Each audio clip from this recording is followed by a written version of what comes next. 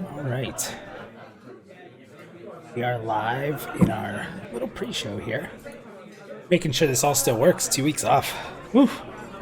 2 weeks off. We have not missed. Well, I guess you can't count the first week as a miss because we did the community video. What's going on, man? How are you? How you doing over there? I'm doing good, man. I'm surviving life. That's all we can do every day. So for anyone who hasn't been to Pantheon PlusYou before, welcome. To those who have, and you're here early, also welcome. On the screen right now, you will see some instructions. These instructions basically tell you how to join the Pantheon PlusYou or Pantheon Plus Discord and join the show live. The way this show works is if you want to come on the show to talk about the topic at hand, you just simply jump into our Discord. There is a chat room called the Green Room. It's a voice room. If you go in there, you're telling us, hey, we want to come on the show live and talk, share stories, talk about the topic at hand, ask questions, whatever you want to do.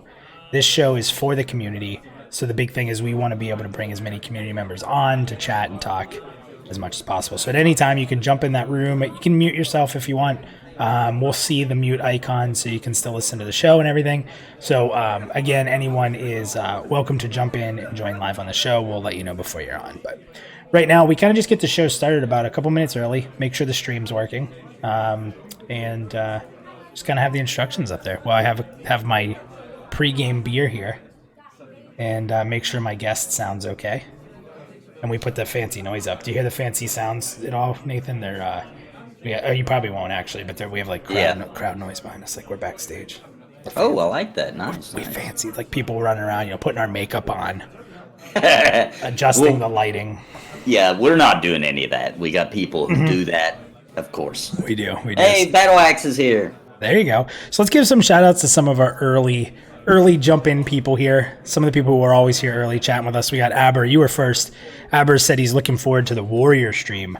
Kind of excited to do class streams because we will do class specific Pantheon PlusYous here. I didn't want to jump into that because we've done a lot of Pantheon Plus content on classes and races, so I wanted to kind of break it into like more topical things first, and then we'll get into some of the nitty gritty. I like that. Yeah. So we got Crinkled. Crinkled, missed you, man. 2 weeks off. Didn't get to chat with you. Thanks for coming in, man. Appreciate it. We have Chris Ellis here. We have John Butcher. By the way, Nathan, if you didn't already know, I can't pronounce names, so I just that looks like a Louisiana name. Dude.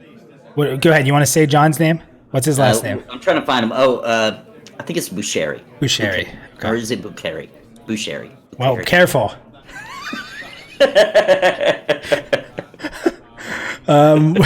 We have Thorn Deep here. Thorn Deep, welcome, man. Monkey Pit, Battle Axe, as you said. Jared Smith. Erica. Jared, I love you, buddy. Erica, we got Strata XL, Corey. It's Booch. Well, now it makes sense. That's Booch from, he's in our Discord, so. All right, that's good. We're calling you Booch from now on.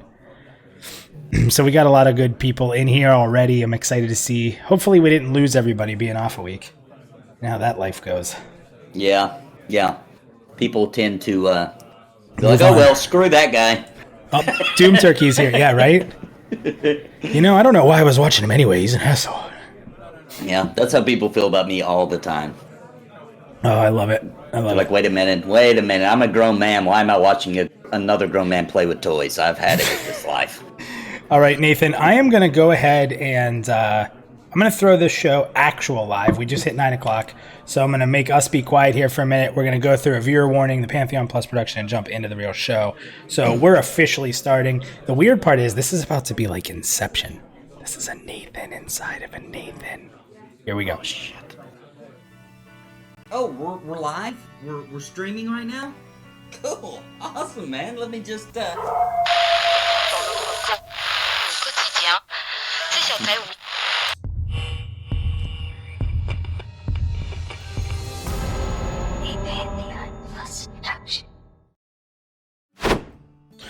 Hey everybody, Minus here from Pantheon Plus, and here we go. Episode 14, 2 weeks off. Not used to that. We don't take many weeks off. We did the community stream with Basgrim, Nathan, and Yarn, And that was 1 week, so I don't count that as a week off. And then we took off Thanksgiving, just with all the stuff going on. It was a good time to maybe step away, spend some time with family. So here we are after a week off, Pantheon PlusYou, episode 14. Thank God some of you are still watching and here at the show. I appreciate that. I figured it was your best chance ever to go find a new streamer who streams at this time and go hang out with them because they're probably a lot better at it than I am. Tonight, I am so thankful to have, I say this all the time, you guys probably think like I have a crush on this guy, and I probably do, actually. Let's go ahead and just throw that out there. Mr. NathanNapalm, one of my best friends in this industry, in the community. I love this guy to death. We are going to meet up and have a beer. Nathan, thank you for coming on and being a part of the show tonight, my man. Yeah, no problem, man. The man crush goes both ways, man. It's mutual. It's mutual. Man, we were talking today that if anything ever happened, that we could always fall back and make a kids channel. Because if there's people out there that want to watch a little kid play with toys, I mean, between me and Nathan with some of our assets, what we can do, and him making puppets, we can make some pretty good kids videos. So that's a backup plan. That's the backup plan. Yeah. But tonight, we are here to talk about the confidence in Pantheon. Before we do that, Nathan, it's been a bit, man. You had a lot going on in your life. You're kind of settled. That's why I haven't got to chat with you as much often. What are you working on right now? What's some of the stuff you've put out there? And why don't you let people know how to, I mean, a lot of people know how to find you, but let them know how to find you, what you're working on, and what the future is looking like for NathanNapalm first. Okay, so of course I'll be continuing making content as normal. Some people come to my channel because they want just me talking about different concepts and things that I believe based off of information we've gotten from Pantheon. That's definitely going to continue. I have a video in the works right now, as a matter of fact. So as we get more information, I'll be making more videos. I'm going to step up the puppet game a little bit. Step up the puppet game? Stepping it up. Is the world ready for that?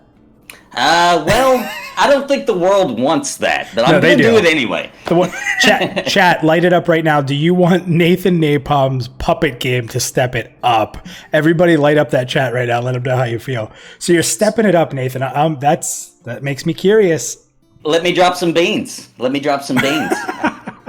Because Ben Dean's not here, so I'm going to go ahead and do it. Only time I'm going to mention this is on this show live right now. I'm never going to mention this again until it's real. First and foremost. Just so you guys know, what I'm doing is I'm building a puppet for each race in Pantheon Rise of the Fallen, and each puppet will also have a class, and it's going to be their adventures in Terminus, and it's going to be the highest production of any video I've ever done. It's going to be a comedy, of course, but it's also going to include a lot of lore actually from the game. So that's my big thing. What about getting content creators to do some voiceover work? I need some voiceover work. just to have some guest appearances. I think that could be fun. Could you imagine Basgrim? You know, he would be. What race would we see Basgrim as if we had to voice him over a race? I mean, he talks a lot about dwarves. He talks a lot about. He doesn't sound like a dwarf, though. No. I'm thinking gnome. Me too. I didn't want to say it. I don't know if that's offensive. Why, maybe a halfling? Yeah, the halflings are pretty cool. Gnomes are cool. So Jose Soto said he would be a halfling. A lot of people, everybody. Halfling. They agree. All right, so he's a halfling. That's a good topic for another day. So what else, Nathan? Anything else been going on? I know you're settled down. Probably gonna see a lot more coming from you. I'm excited for that project. That's awesome.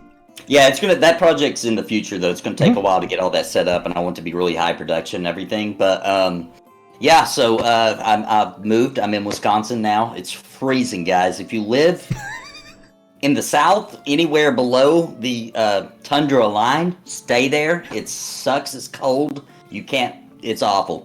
But whatever. It was worth it for the move, the job, and I'll have more time to dedicate to YouTube, which is great. So there's some great comments down here. Eric just said, "Please make the gnome puppet just be a lamp."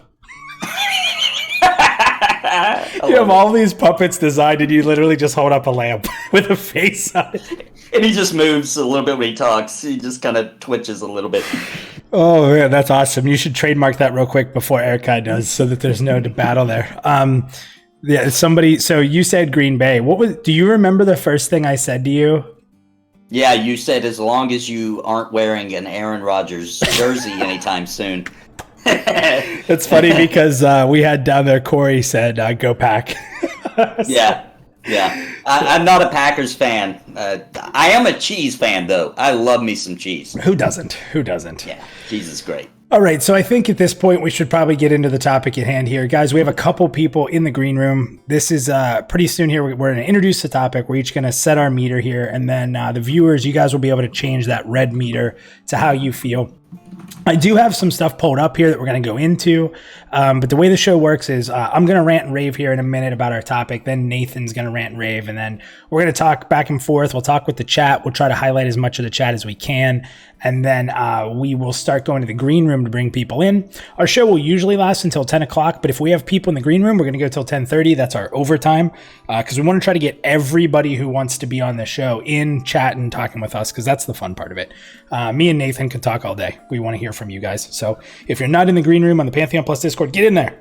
Get on the show. It's fun. You'll love it. Okay, so a lot's happened. There's been a lot of streams to talk about the things that have happened. I don't want to try to get heavy into that topic because I think a lot of the best things have already been said. And I think that there is an amazing amount of content out there for Brad, memorials to Brad, the history of Brad, some of his best moments. If you want to get more in depth, I think you're best off going to watch the community stream that we were both part of from Basgrim's channel. There was a great stream from VOT with Brass. Nathan, you put out a great memory video, and we just had one come out from Basgrim that highlighted a bunch of stuff. So I think there's a lot of great content out there. The reason we didn't do a show the week before Thanksgiving is because of the passing of Brad McQuaid, who is near and dear to everybody's heart. I'm sure, me and Nathan have shown that, and we know that you guys in chat really feel the same with the way the community has come together about it. So I don't want to go too crazy about that, but it is part of tonight's topic. And it's really talking about, and I love that green heart, Jared Smith, keep it rocking. Seen a couple of those from you guys. The green heart, if you don't know, Basgrim shouted it out. That green heart is without a doubt a symbol of love with Brad and memory. So that's why we do that green heart. That's why some of us have it in Twitter. Throw it out there, share it out there. That's awesome. So tonight's topic is, where do we go from here? It was a shock. There's no doubt that everybody's system was shocked. I think a lot of us could probably say, and Nathan, jump in here, but I think a lot of us can say the reason we initially got into Pantheon was because Brad's name was attached to it. He was like a figurehead for this, right? Definitely. If there was a massive, awesome pirate ship, he was either the captain or the most beautiful masthead you've ever seen in your life, right? That really drew you to it. And Brad's vision is kind of what made this all happen. So I think a lot of people, when that happened, when we got over the shock of losing Brad, we are going to have to move forward. It just has to happen. And I think the move forward is, well, now what with Pantheon? And that's what we're here to address tonight. So Nathan, if you don't mind, I'm going to take over the screen here. And I'm going to rant and rave a couple minutes, and I'm going to set my meter about my confidence moving forward. I'm not going to go into a ton of details because there's a lot I want to talk one-on-one with you and with the different people from the green room, but then I'm going to give you a chance. So I'm not going to go into a ton of detail, but I'm going to go ahead and take over now, and let's go ahead and talk about my confidence in Pantheon. So, one of the biggest things since Brad's been gone is that we've seen the community that he envisioned really come to. The reason I'm here and left WoW and left my guild and left my friends was because Brad had talked about this community matters piece. And that community matters is without a doubt, that hashtag was what brought me in. And then I met people like Basgrim, who was trust in Pantheon. He was pushing the community matters. Voices of Terminus was pushing that, and obviously I met Nathan. And that was really the lifeblood that started me getting into this game. And obviously Brad's vision was what made me really stick with it and devote so much time and effort. I didn't know how to stream. I didn't know how to do anything you see here. About a year ago, I started and just gave it a shot, and it's because Brad pulled me in. Now, with all that being said, you would think that would mean, oh my gosh, without Brad, we're doomed. I don't believe that to be the case.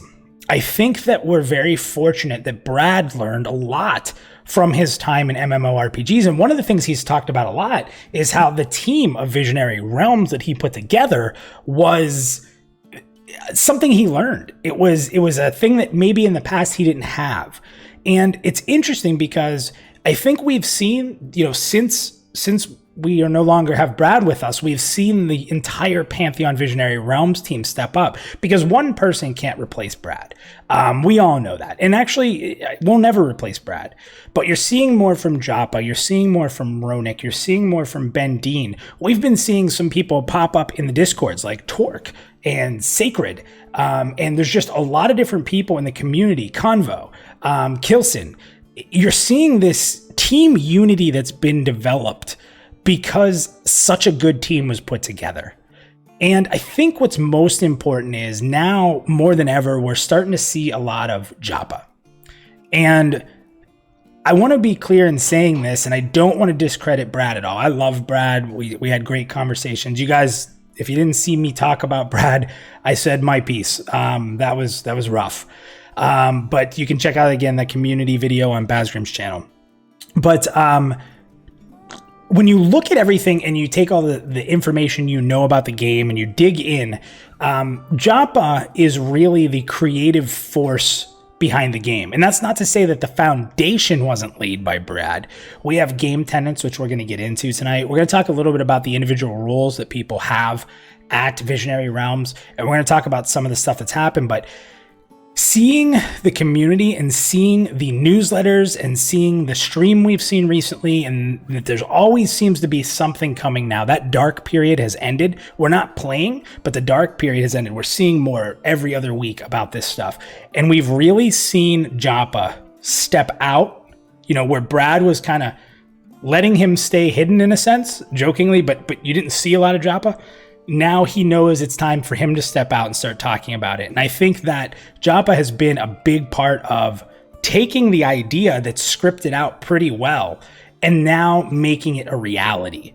And with the team more together than ever, with everybody stepping up, and Joppa still holding that position to make that dream come true, I'm going to tell you guys that I'm going to set my meter right now. And like I said, we're going to go into a lot more detail here, guys. So please jump in with your thoughts. Jump into that green room. We only have one person in there right now. Jump in there if you want to chat with us in a little bit. I'm going to tell you that I'm putting the meter all the way up. I am fully confident in VR, and I'll get into a lot more reasons why. But for the sake of me not ranting on my own, I do have a co-host here. I'm going to now throw this over to you, Nathan. You're going to set the red meter. I'm going to give you the full screen. Take as much time as you want and tell us all a little bit about where your thoughts were and where you've come to at this point. All right, yeah. So I have to say that I am also on the same page as you as far as Brad's role. I would actually say that Brad McQuaid, this was his vision. I actually think this is, it's more fine-tuned, but I think this is his original vision. I think this is the game he's wanted to make. I think this is what he had in mind when he was developing EverQuest. I think this is what he tried to do with Vanguard, with the technology at the time that he had available to him. And now he found a way with crowdfunding and all these new avenues that he can avoid the pitfalls of, going through a major publisher and the timelines they give you and stuff like that. He saw the crowdfunding as a way to do what he always wanted to do, and that foundation is already there. It's in the tenets that we'll be talking about tonight. I think that now those tenets are even more sacred than they even were before, and I honestly think that they were definitely going to fall through with all of the basic outline of what they wanted the game to be, all the things that got us interested in the game to begin with, because a lot of us came here because Brad McQuaid's name was on it. But at the same time, we read these tenets, these original game plan, this foundation for the game, and that's what made us stay. That's what made us pledge. That's what made us get involved in this community. That's what made people like me start making videos, and people like you, Minus, and Basgrim. It was the tenets. It was what this game was going to be. It was the heart and soul of Pantheon. And I believe that it's stronger than ever. I think it's actually sacred now, that we hold that vision accountable. And I'm very confident that all the team members at Visionary Realms feels the exact same way. So as far as I'm concerned, with how confident I am with the development team, I am super confident. So I'm definitely going to say, let's bring that meter all the way up for me to start it off with, and then we'll see what the community thinks. Awesome. All right, let me get and adjust your meter, then we'll go back to our regular feed here. So interesting points. We're aligned here. I'm not surprised in that me and you have talked quite a bit since this happened. And I will tell you guys, I'm going to be open and honest with everybody and speak for myself here.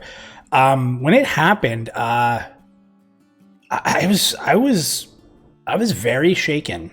And to be honest, it wasn't, I know this sounds cheesy, but I wasn't really thinking, what does this mean for Pantheon Plus? I wasn't thinking, what does this mean for Pantheon? It took me a few days to get to that point. And I think maybe that's good, because I think that if I had jumped right into that style of thinking, I think I would have frustrated myself even a bit more, possibly. So I really took a few days off to really start thinking about, what does this mean for the future of Pantheon? And what was really cool is kind of what you talked about as well, Nathan, is it allowed me to watch the way that VR responded. There was just so much positivity. Did you see that as well? Yeah, I think so. I mean, it's kind of a mixed bag, of course. I think it's... to me, from my point of view, it's kind of odd. Everything feels a little weird right now. But I do think that I think the community,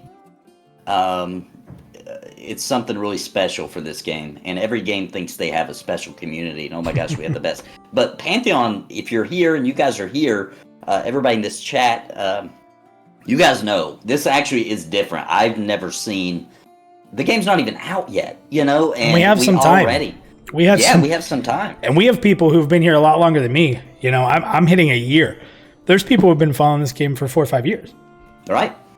So, yeah. I mean, Nathan, how long have you been following Pantheon, roughly? Not since the beginning. I roughly heard about it, but I didn't realize Brad McQuaid was involved somehow. That I didn't catch that until, was it 2015, I think, when... right after the Kickstarter thing kind of didn't work out, and then he was like, we're going to find other avenues. That's right in that time frame is when I realized it was Brad McQuaid and this was his new game, etc. Yeah, I didn't even hear about it during the Kickstarter. I had no idea it was even happening during that time. Yeah, and the other thing I have to say, and this may seem I don't want to say selfish, that's a bad word, but this may seem strange for me to openly talk about, but the thing I'm going to tell you is that when this all happened and the community came together, it wasn't VR didn't push us to do this. We as a community came together to make these videos and have these memorials. And what was really cool is I think more than ever, I felt like VR started to say, you know what, like, let's get behind these guys. And I'm not pointing at me. I'm talking about the community as a whole. Like, just even more so, they were there to answer questions and be a part and share our content and just, it felt like something switched, that the community now became even more important to VR, and it always was, but now so more than ever, it felt like the community was even closer with VR, and I think that made me feel really good. There's a lot of conversations I've had with people since then that I didn't have before, and it was pretty interesting. It was very open, and there's just a lot of really good dialogue going back and forth. I'm going to thank Ronik. I messaged him the other night. The footage you see down below is part of a video I'm making. It's splicing together some stuff for a background. We're doing a hype video for our year anniversary called Why Pantheon. We have a ton of people in the community that are making parts for it. And I asked them, I said, hey, so I don't have to edit Ko's head out. Is there any way I can get that video that you gave him that just highlighted everything in the background? He's like, heck yeah, here you go, man. And sent it right to my email. It's just really, I'm not going to say they were ever standoffish, because they weren't. But I think I personally was always nervous to reach out to them. I very seldomly did it because I didn't want to be a beggar. But now they're reaching out, and there's just this bond. There's a lot of times that loss creates a bond, and I think that there's just so many bonds that were made between the people at VR and themselves and the different team members there, between us as community, and everything in between has been really cool. So, yeah, and you mentioned it before, but I just want to highlight that lately, the Joppa, Ben Dean, and Ronick, and I know that also part of it is that we're starting to get these updates with the newsletter in video form. But besides that, just their activity on Twitter, on social media, on comment sections of YouTube videos about Pantheon, they've really stepped up. Like there's a lot of activity going on. So I think that they're just trying to foster the community as much as they possibly can. I mean, these guys have to make the freaking game, right? So without a doubt. And that's why I don't want to seem selfish when I say that. I would rather them never talk to me ever and make the game. But if they can talk to me a little bit, I'm going to be thankful for that. Like, right. I want to be clear about that. They don't owe me anything. They never will. That's not my mentality. And I think that that's why we as community creators get along, because I don't think there's a sense of entitlement between any of us. I think that we're very happy with even a quick conversation. We try not to take them away from their game. So let's talk a little bit about what's going on in the chat here, and then we're going to get to our first caller. Erica, you're going to be first. The room's pretty open. We have Erica and Lexer in there, and I think Hoye, you got moved out. So if you didn't see, jump back down there if you want to get in. But everybody, there's a lot of room in there for the rest of the night if you want to jump in and be a part of this. We're going to talk some tenants. We're going to talk a little bit about some of the different things going on in on the VR website that I think are pretty interesting. So let's, and Nathan, please, like I said, jump in at any time here. But when we were talking a little bit about Brad, let's see here. We had Jared Smith said, Brad brought him in. But he has said that Joppa has increasingly made him more interested. So that's pretty cool. Cyrilin says, I agree. Game is in good hands with Joppa. I think a lot of people are starting to see that. I agree. Booch, I don't know about you guys, but I've never seen a community like this come together over a video game. I never have. And coming from WoW, and someday I'll do a background video of what we did before we came to Pantheon Plus. We had what we called WoW Plus. It was only a few month journey, but oh man, do I have some stories to tell. So it was a different community, that's for sure. So let's see here. It takes more than one person to make a game, no matter how legendary that person is. It's a very true statement.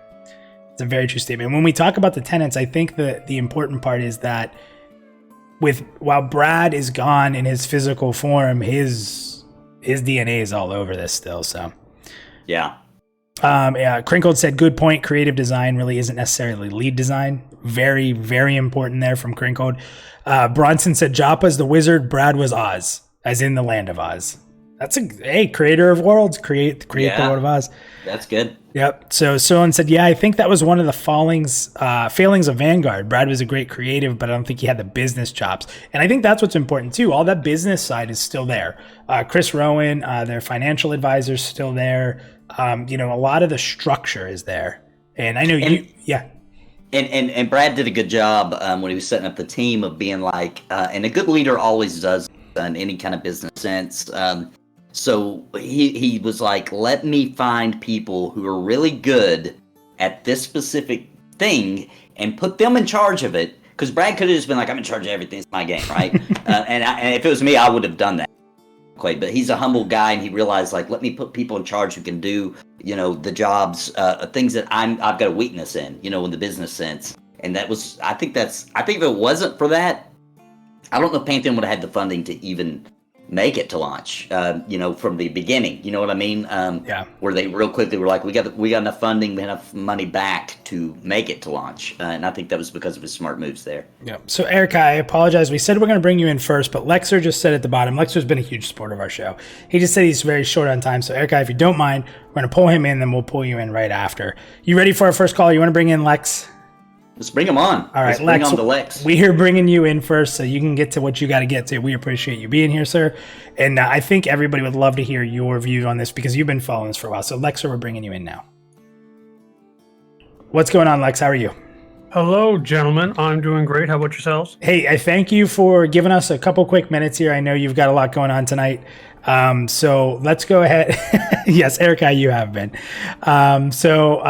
Lex, you've been following this for a while. So what are your thoughts on all this? I want to give you the floor to kind of go at it.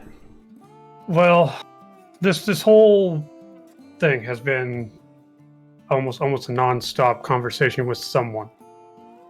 And I've kind of whittled it down to one simple paragraph where any tragedy, there's two ways to look at it. It can either demoralize you and you can give up, or it can motivate you and strive to push you to new heights of greatness. And the Pantheon team has chosen the latter option. They're using this as a tribute to Brad. They're pushing forward. I am of the immutable opinion that nothing will stand in their way now. God himself could come down and say, you know what, we're wiping out the internet. And they'll build it again. We'll play it D&D style if we have to. We'll do it through smoke signals or cup and string. We'll find a way. Everybody get Telnet out and let's all run wires to each other's computers. That's right. Massive LAN party. Right, because if they were going to become demoralized by this, which, let's face it, it's hard not to be, especially with someone as large as Brad was. It would have been within 2 or 3 days, and they would have said, we're done. It's just the way it goes. It was such a devastating blow to everybody, even those who have never been within 100 miles of the man were hit very hard. So you can only imagine what it was like for the team.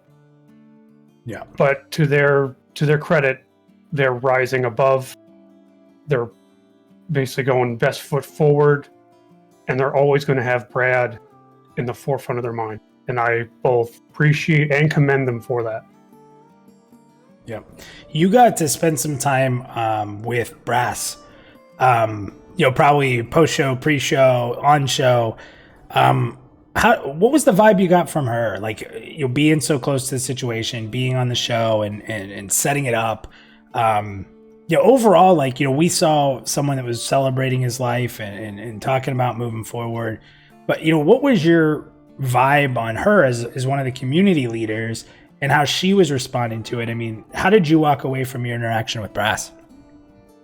Brass is a unique creature in many respects. And I say that in terms of she's so utterly unique that she belongs on a team with Brad because he was the same way. I was hit very hard. I'm sure if you saw the show, I took it all very hard as well for my own reasons. But talking to Brass before, during, and after the show, she actually gave me this sense of peace about it all. To where I know it's very cliche to say it, but he's gone but not forgotten. And I don't know how it was that she said it. I don't know why it hit me so hard, but it really did just make me kind of sit back, close my eyes, and just think everything's fine. This sucks, but everything's going to be okay. That's awesome. I think that it's going to hit us all when we log into this game. With my meter at the top, I'm talking like we're logging in. So when we log into this game on launch day and we're all standing there, it's going to be a very interesting moment, I think, for us to experience the world for the first time. So Lex, it sounds like to me you're not moving that meter much. Where's your confidence level? The interesting thing about how long VOT's been around is you guys have been through a lot of ups and downs. This is different. Oh, yeah. This is much different than some of those, but are you still more confident than ever that we're in good hands and it's going to be coming out? Well, yeah, the VOT itself has had a lot of ups and downs. Our ups and downs have gone with, and they've gone counter to the ups and downs of Pantheon, and so, different events. I've butt heads with people from VR. I have No. I mean, I've never been one to. So can I have to make this joke. I know I'm interrupting you, but did you see Basgrim's newest video?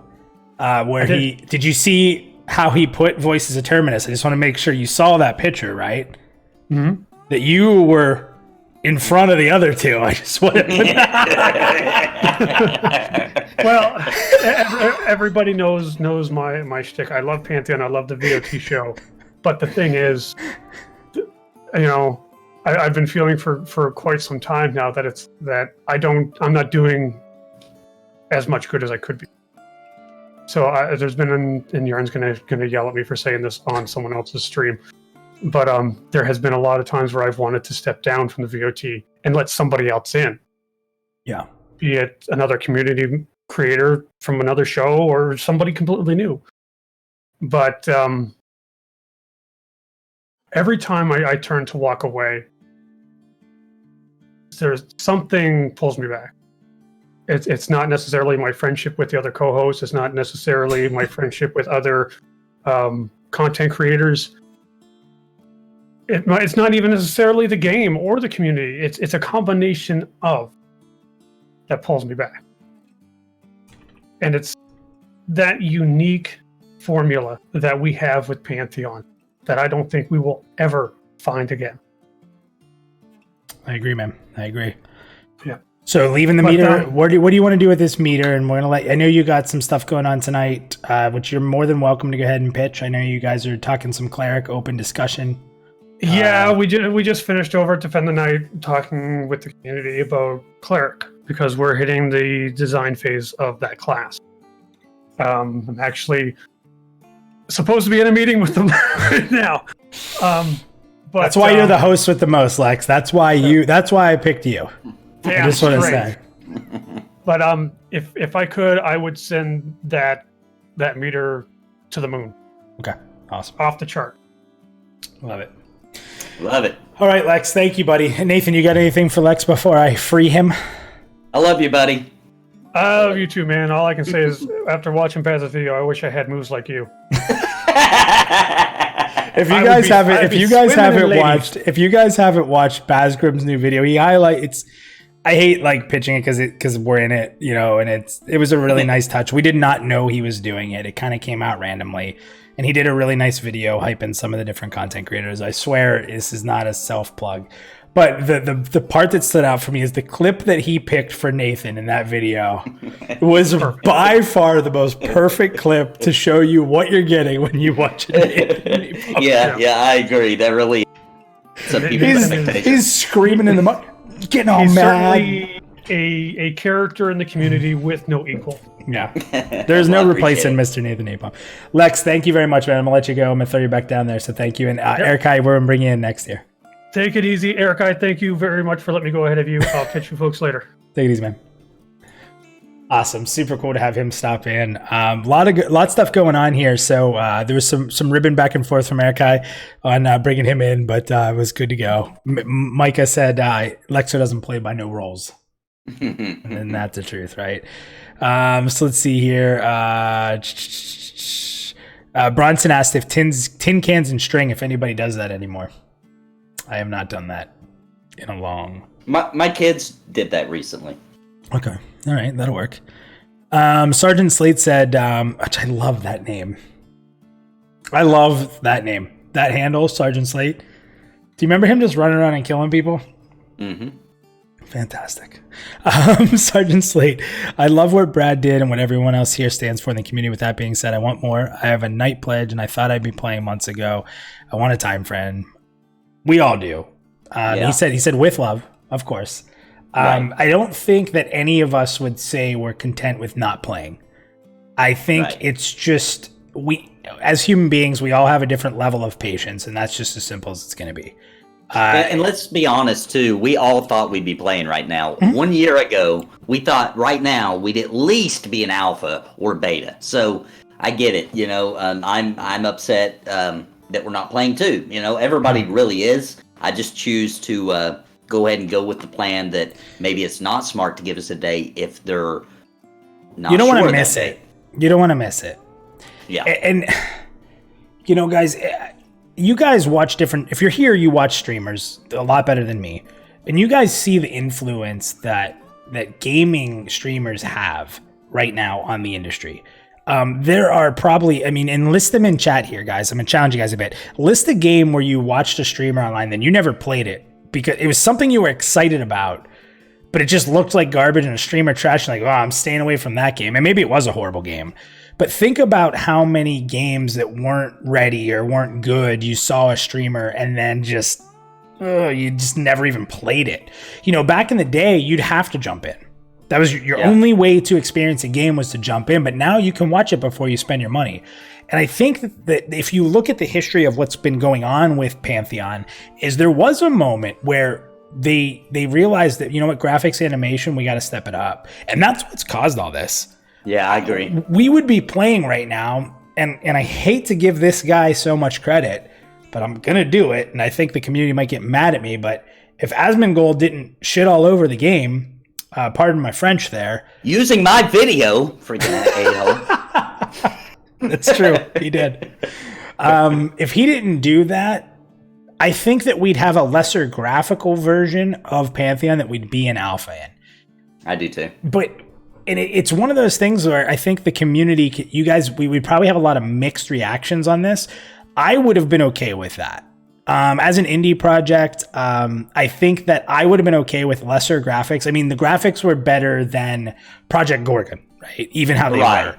Right. So it wasn't a complete ignoring of graphics, but they were generic. But the world itself was cool, the story was cool, the concept was cool. So I would have been okay with that. But the fact of the matter is it wouldn't have survived streamers just destroying the game. It just wouldn't. It wouldn't. And they made the conscious effort to change that so that they could protect themselves from that. And I think that it pushed the game quite a bit. And it's what we have to deal with. And I think that in the end, that's really going to be extraordinarily important, because it's going to help them get more of a wide appeal. And I think that it was a sacrifice that needs made. Again, I think, Nathan, I agree with you. I thought I'd be playing by now. That's why I bought Alpha. That's why I bought it when I did. That's why I jumped in. I've convinced many people right when I started to jump into Alpha pledges. And I was like, we'll be playing by, March. Right. And we're not. But I think that I am comfortable with the reasons. So. Yeah, me too. And it is what it is. We can't. You gotta kind of respect that they're doing this the old school way. The only difference is the reason it feels so awkward to us is because we're kind of playing the investor role, because it's crowdfunded. Yeah. So we're like being like investors are, like, hurry up. But by acting like that was the problem with the publishers that led to Vanguard having issues at launch. So we can't be like them. Come on, that was what hurt Brad to begin with. So we gotta just kind of play and trust these guys and trust in Pantheon and let it roll out. Yeah. So some people have asked, do we think we'll see Alpha this summer? By summer, I feel yes, Alpha, maybe some limited Alpha. I may be comfortable saying that. What do you think, Nathan? I mean, this is guesses, guys. Don't quote us and hold us to this, but actually, this is a little weird what just happened in the background. You guys can't see, it's off camera, but you go ahead and start talking about that. Something just happened just now that has a lot to do with this, believe it or not. All right, so I'm going to go ahead and read through some chat, and then you can go ahead and take care of that. Erica, we are definitely getting to you shortly, my man. Thank you for your patience. So let's see here. As Nathan handles what's going on in his house, let's see here. Jared Smith said, I would have been okay because I expect more testing than playing. I think that's really important. When we get into alpha, it will definitely be testing. So please know this is not an early access type of thing. Pantheon is using the terms alpha and beta in a very important way. It's the development cycle, not Steam.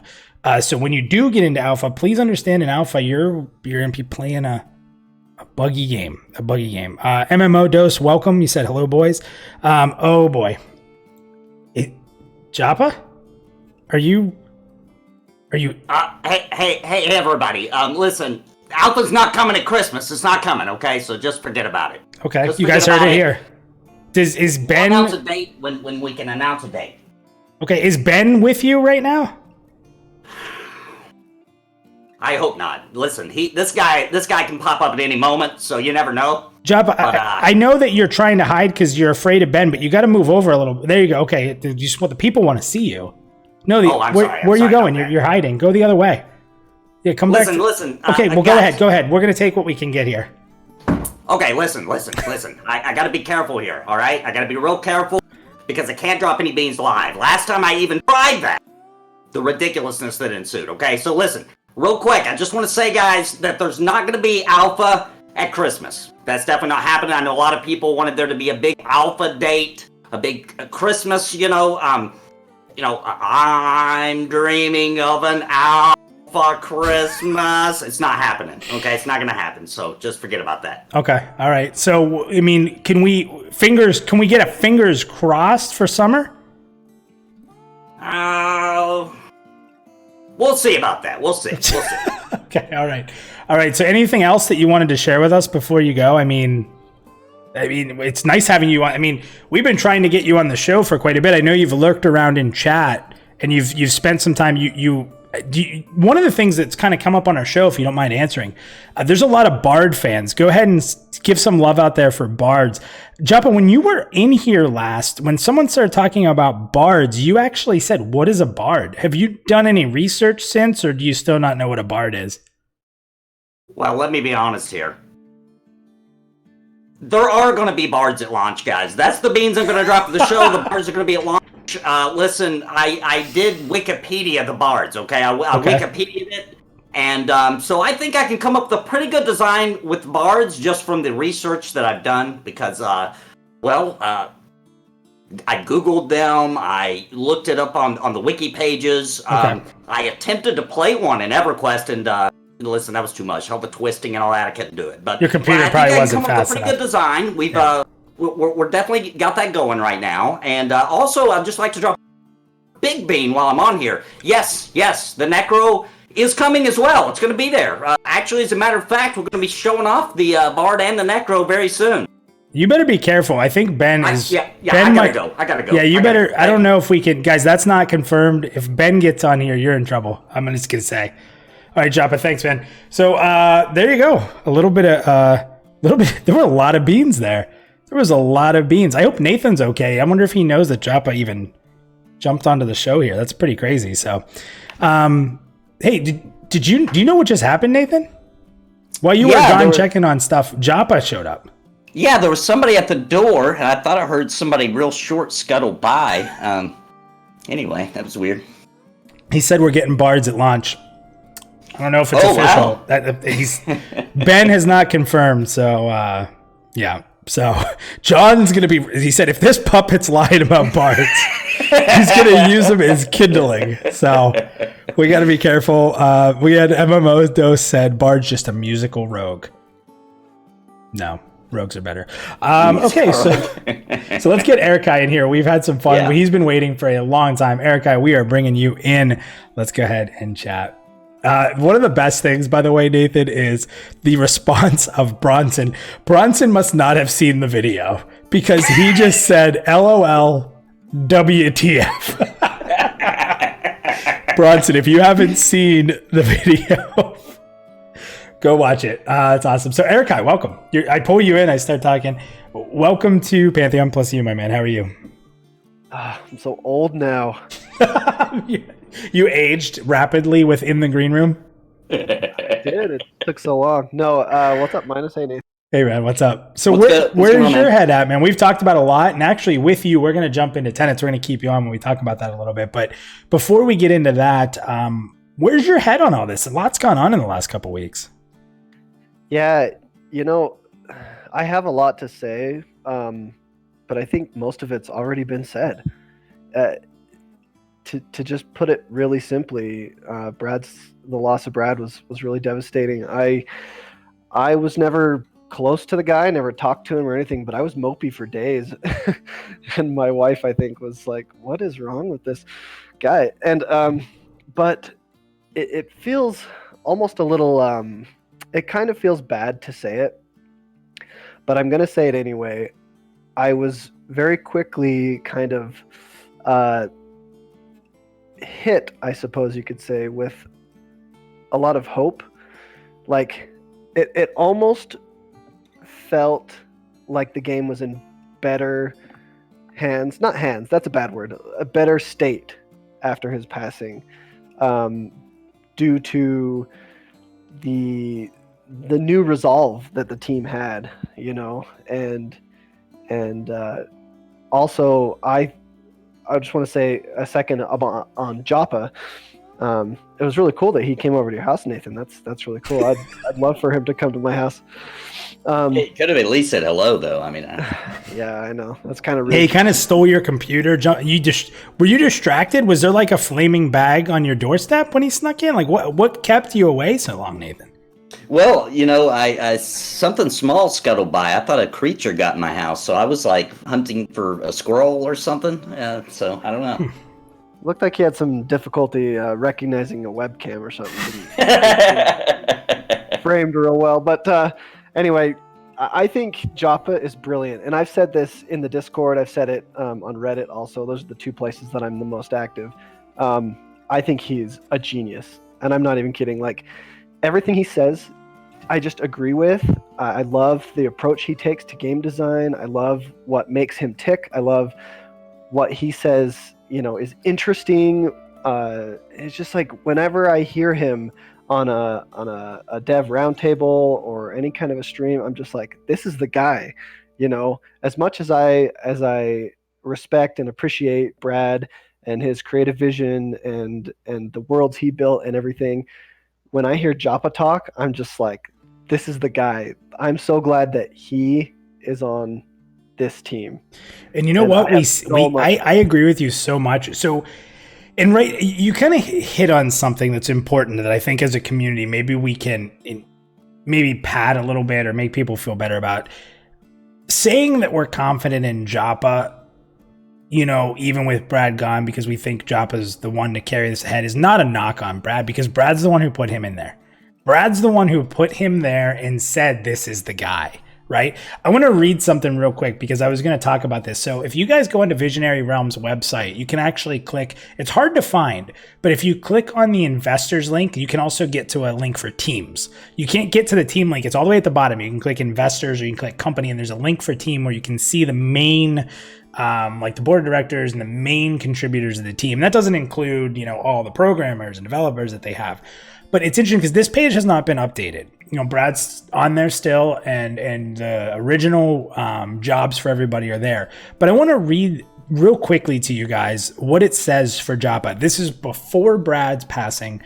This is what VR defined Chris Perkins' Joppa as. It says here, as creative director at Visionary Realms, Chris is responsible for leading the ongoing high-quality production of every aspect of game design and content development for Visionary Realms' upcoming MMORPG, Pantheon: Rise of the Fallen.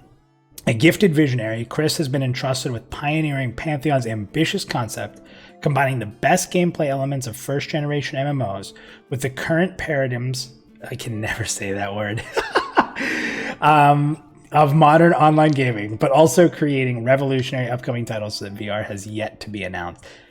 Guys, I think that is an amazing statement to understand that Chris is really the driving force behind Visionary Realms, because that's what Brad wanted him to be. And we still have him, and I think he's going to do an awesome job. So, Erica, I don't know if you've read that before. Nathan, we talked a little bit about that. I mean, Erica, what are your thoughts on the way that's worded and how you feel? I mean, what are your thoughts?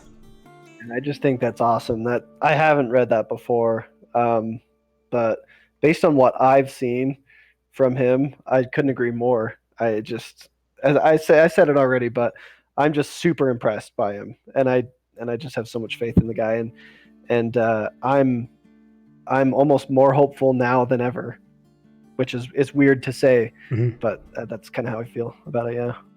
Yeah. Yep, I agree. So, Erica, it sounds like to me you're not moving that meter, but I'm going to give you the opportunity if you'd like to. Nope, not at all. But you mentioned something about tenets earlier. Is that? Yeah. So let's go ahead and jump into those. You ready for that too, Nathan? We'll get all three of us jumping on that. Definitely. We do have Thorndeep in the green room. Hoya, you got moved out. We'll let you know when we're going to bring you guys in next. There's still some room in there as well, guys. We do have some time. So if you guys want to jump on, please do. In chat, you guys have said some awesome stuff we'll get to here in a minute. But I'm going to read through these. And here's what I'm going to ask you guys, because I can talk forever. Erikai and Nathan, jump in on a tenet that's really important to you that you want to comment on, please. Okay. I will do the same. If not, if I don't have anything to say, I'm going to go to the next one. So just jump in, chat, jump in on these. And the reason we want to read the tenets and quickly talk about them is very important, because these are the things that when Brad put Visionary Realms together, they sat down and they identified as the core important pieces in designing Pantheon. So with that being the case, let me read these. Some are more profound than others. But please, Erikai, we're giving you the chance. You're going to co-host with us here. Jump in, Nathan, you as well. So, tenet number 1, an awareness that content is king. It's kind of a generic comment, but what they're saying is that the what you're doing is more important than anything. Pretty generic, but I like it. It's a recognition of that. Yeah. The second one, a requirement that classes have identities. No single player should be able to do anything on their own. Yeah, that's huge. Huge. Nathan, I mean, that was probably something that pulled you in. I mean, what does that mean to you compared to what's out there? Okay, so like most people, EverQuest. The chat is also Booch just said that's a huge one for him. Let us know, chat, what you guys think. Sorry, Nathan. No, you're fine. Coming from EverQuest, when you picked your race, which was important too, but then you picked your class. When you did that, you were deciding your role in the world. And that's how MMOs used to be. Final Fantasy XI, also huge. Like, you picked that role, and that's what you did. And it decided everything about, there were always some discrepancies between how good of a player you might be, which we're going to see that in Pantheon too, but you had a role and you had a place in the world, and it might be doing damage, it might be tanking, it might be healing, it might be crowd control, throwing a rope.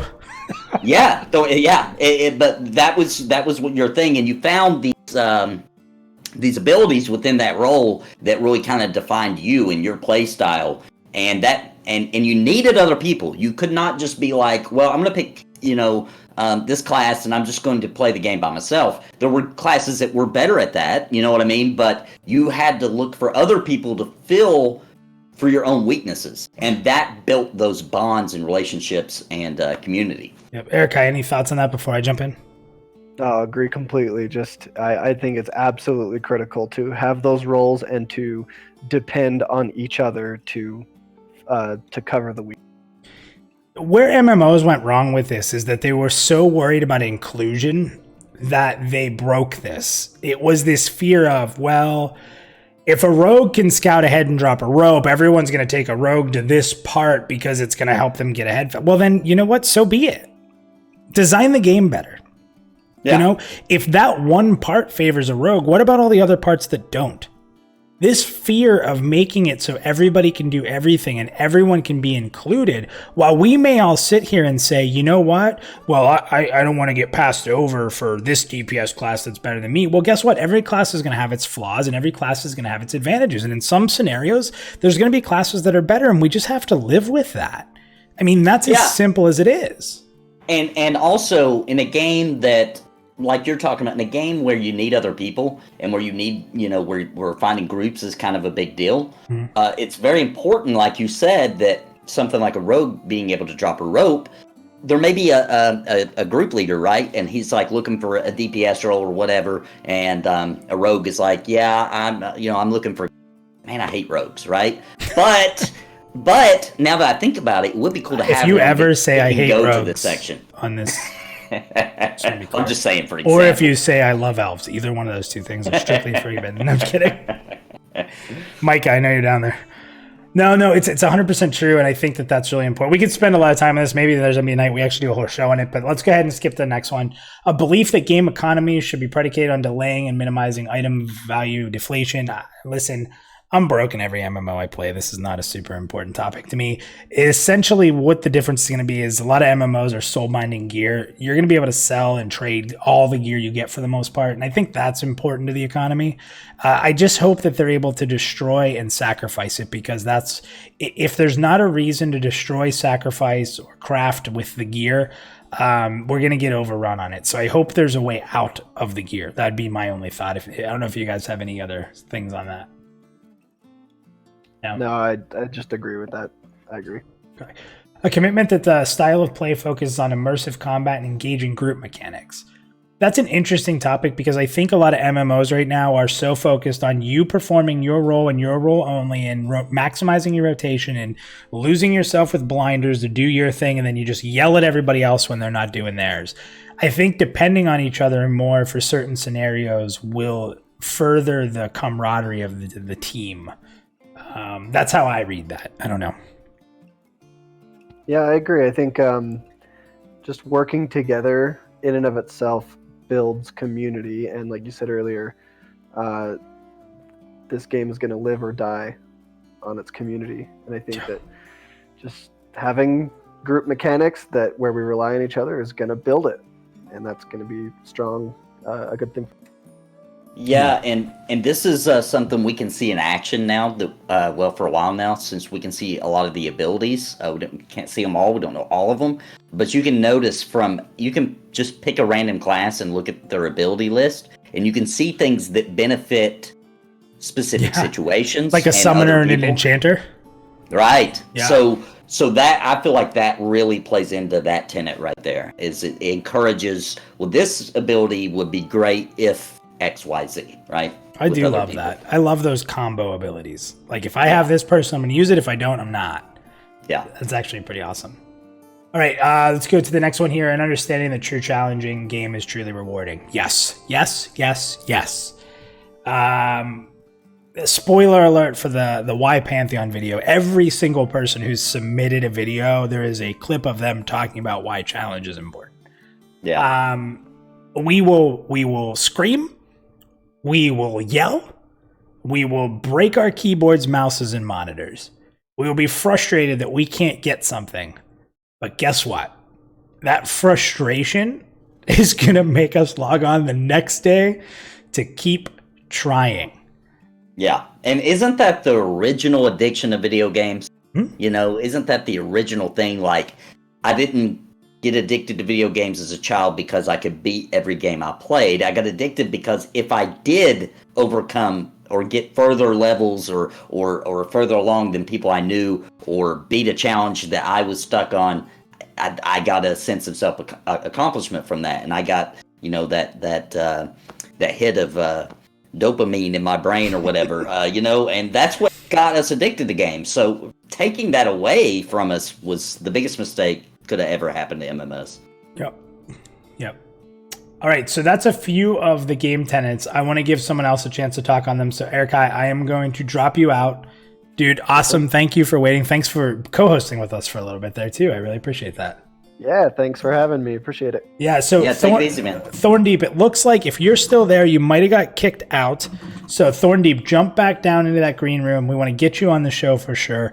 And Hoye, you are in the AFK channel, so you can jump down as well. Erikai, have a great night. Thank you.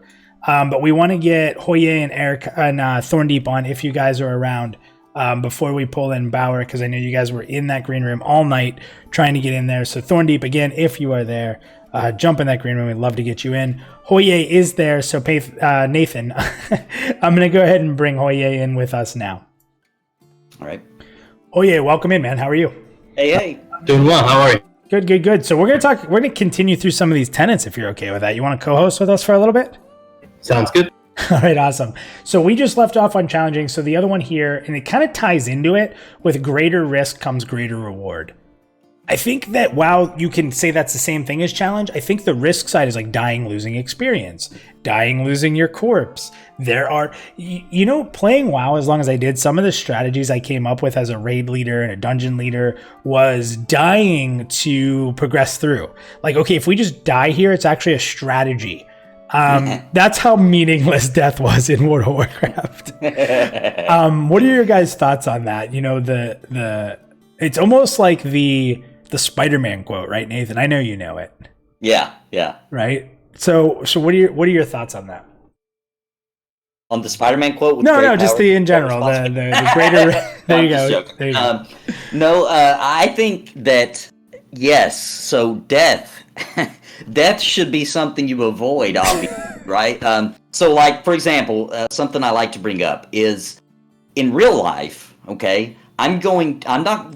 Some people do. Okay, but I'm not going to go out in public and be a total a-hole, right? And I learned that from being a child at some point when I didn't know my boundaries, how to act in public, and I probably did act like an a-hole, and some kid was just like, you know what? I'm going to mash your face into the ground or whatever, you know what I mean? Like negative from that. And so I learned how to behave around other people, and I learned to get along with other people, make friendships and make bonds and alliances or whatever the case may be, because there's a danger in life, right?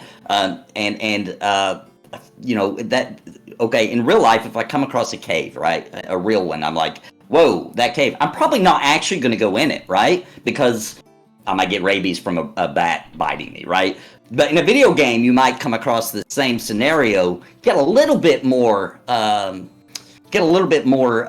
enthusiasm to maybe go in that cave, obviously. But you're going to be very careful, right? You're going to be like creeping in, like, I don't know what the mobs are going to be in here. Let me just scope it out. Let me be careful. Or maybe let me get some friends before I even try to go in here, because death is going to hurt, and it could set you back. It could, you know. It also stops people from trolling when it's going to hurt them really bad.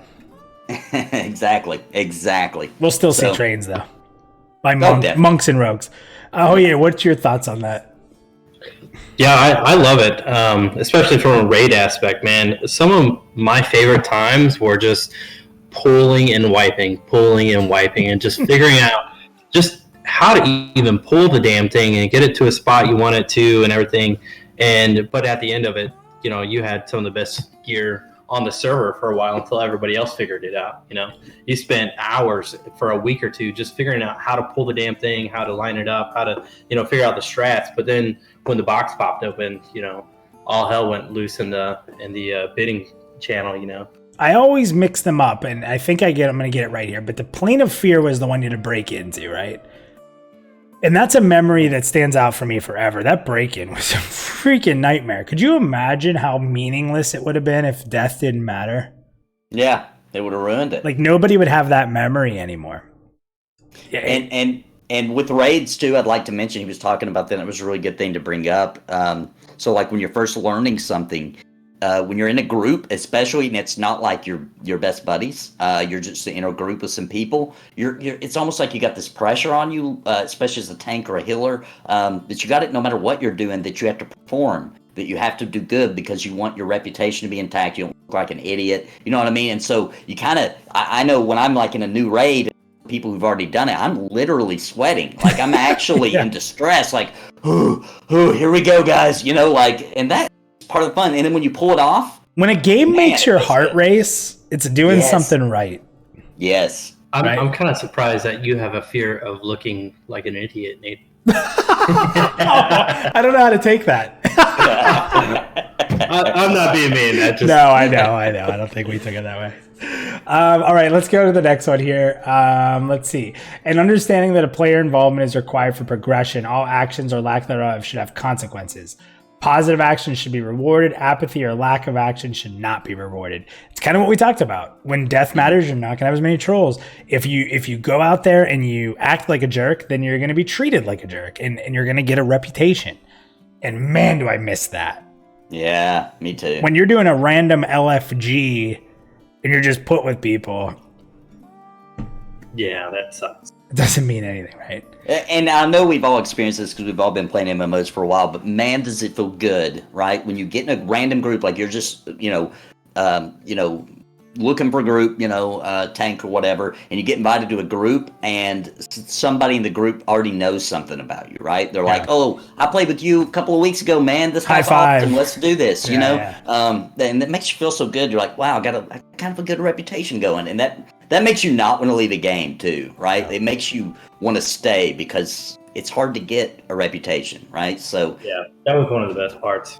Okay, so Hoye, we're going to pull in Thorn Deep here soon. So I want to give you the opportunity. We're talking tenants, but I want to give you an opportunity to talk about the basic. And for those that are just jumping in, you're like, why are they talking about the tenants? Well, this is, in my opinion, kind of what Brad helped lay the groundwork on before Pantheon really started anything. And I think that's why that when these tenets still exist, that Brad's DNA is still all over this game, whether he's here with us physically or not. So this, to me, and why we're going through these tenets is to kind of say this is why there's a lot of confidence moving forward, because these tenets are laid out. I don't think VR is going to jump off of these tenets. So Hoye, I want to give you a couple minutes here to just talk about the topic at hand here. Where's your confidence level? How have you been feeling the last couple weeks? And where's your go forward mindset at right now? So when I heard the news, I didn't know Brad at all or anything like that. But I was devastated because I knew how hard he worked to build this game. You know, he had a success with EverQuest. He kind of got gypped in Vanguard. That wasn't his fault. And, you know, I was like, damn, this guy had it right here in his hand and it was taken from him. And that was the saddest part for me, is that he had come so close and then just it got taken from him. And I think the people at Visionary Realms, they're really good people and they're smart, and they would never let this turn into something that was trash. It wasn't that good or anything. Just because of the situations that happened recently, they are going to do their damnedest and work their asses off to make sure this comes out to be the best game, just for his sake. So absolutely, full 100% confidence. Like you guys had said before, Joppa, you know, perfect guy headed up. I mean, everything about it. The tenants are there, like you said. The mindset isn't changed. The people that Brad brought on, they're perfect to do their job. No questions at all. Confidence through the roof. Awesome. No, I agree, man. I completely agree. If it wasn't for Brad, we wouldn't feel this way. If it was somebody else who was heading a game and didn't understand the pitfalls of what they learned in the past and didn't understand how important the team was and didn't understand what his role was and what he needed, he put everything into place so this game would work with or without him. And that's super admirable. There's Nathan, you jokingly said you would have never done that, but I think a lot of people would never do that. They want to be the when they're famous or they have a reputation, they want to put that ahead of everything. And he didn't. He really didn't.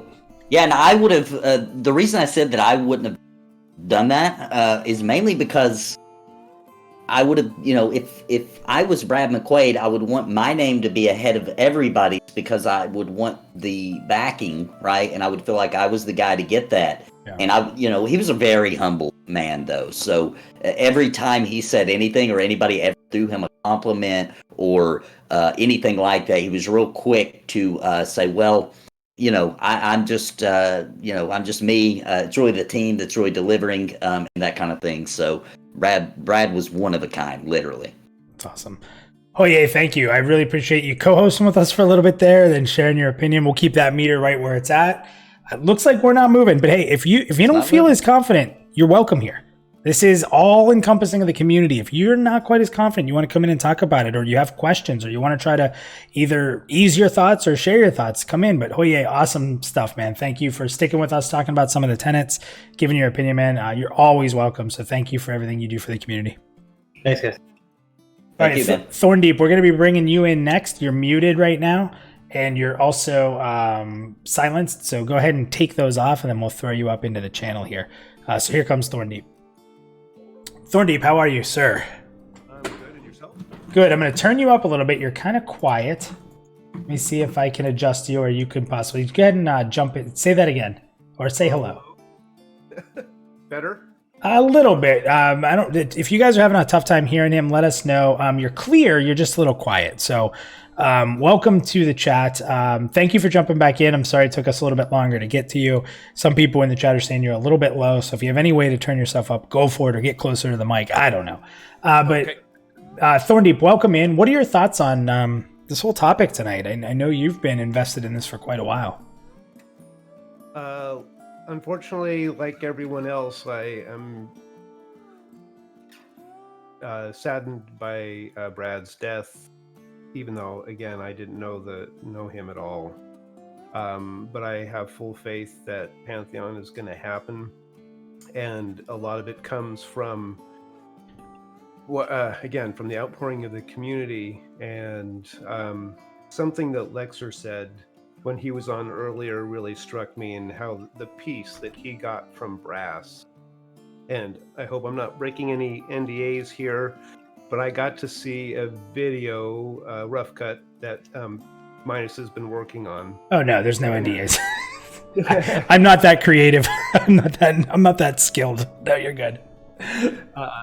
But one of the people said that they took away our world, and that struck me at how why everyone is so passionate about finding a game like this. It's not just our world, but our home. And people are looking for a new home, and they think that Pantheon is going to be that home. And I believe, and I strongly feel, that the entire VR team feels like they are building a home for themselves. It's not just a game, it's a home. And it's interesting you brought that up, for themselves too, right? These aren't game devs looking to make, don't get me wrong, they're going to try to make money, guys. They have to. They have to. They need to make money so that we can keep playing. So we want them to become rich, because that'll help us. But you just brought up a great point. These are people that are going to be playing the game too. They're going to be in the world as well. They want to experience the world just as much as us, and that's awesome. Exactly. And so for that reason, and because of the passion, and this is why people get so worked up about it, I mean, because we are passionate about it, but I think it ties deeper than just a game. It's like you're looking for a place to belong and to fit in and to find friends. And Pantheon, for so many of us, feels like that this is going to be that place.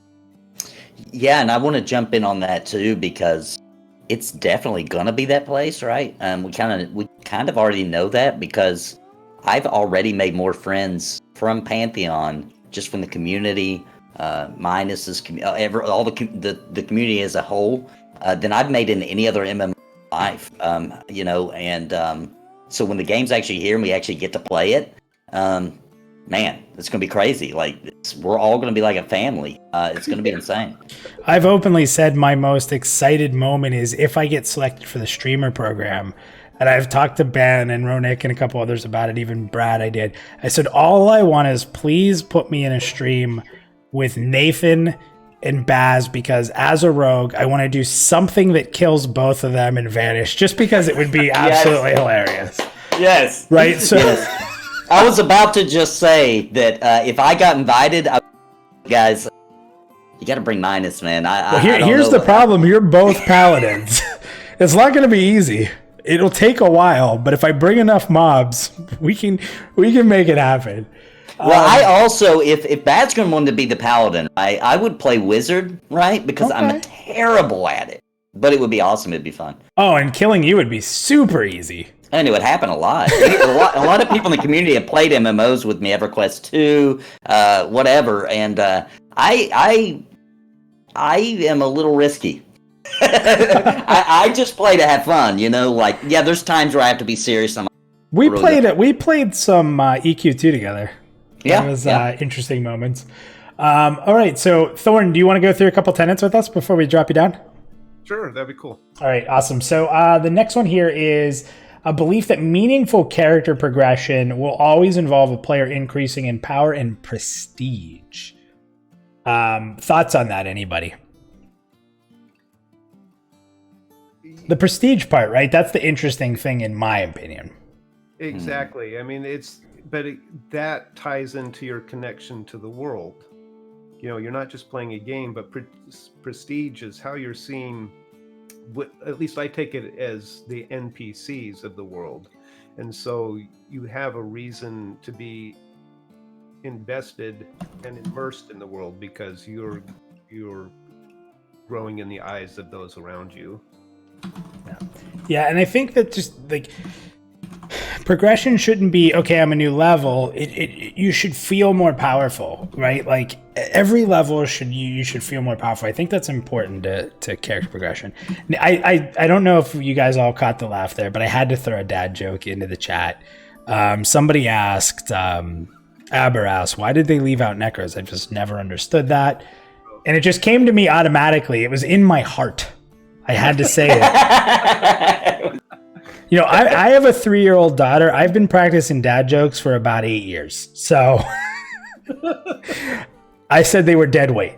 I mean, that's good, right? That was a good dad joke. I mean, how do we feel about that? I mean, for a dad joke, I understand that, you know, I'm not Dane Cook or I'm not freaking Jim Gaffigan and I'm not Dave Chappelle up here, right?